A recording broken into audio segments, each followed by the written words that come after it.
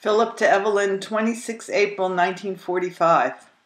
Darling Chippy, today was another day like yesterday and the day before except for two things. One, it rained. Two, no mail. Otherwise, the routine was exactly the same. When I came back to barracks, I was pretty weary and laid down to grab a cat nap before riding down to the mess hall for supper with Klein. Ordinarily, I skip this meal, but when there are hot dogs and sauerkraut and cherry pie with vanilla sauce, well, I just make it a point not to miss supper. That's all. After eating and getting back to the hut, I was still tired.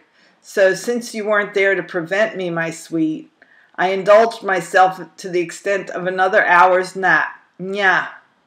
Then I gathered up my paraphernalia and headed for the ablution for a much-needed shave and wash, whence I have just returned to write this. Oh yes, I forgot to tell you, I got a haircut yesterday. What's so remarkable about that? Well, nothing, except perhaps that the barber was a woman, and an attractive blonde at that. If nothing else, it was a novel experience. Which all brings me pretty well up to date, honey, and also leaves a pretty big stretch of white space to fill. What shall I tell you now, baby? I know you've been waiting for me to enlarge on a few hints I let drop recently, but I'm sure you realize that the only reason I haven't is that I can't.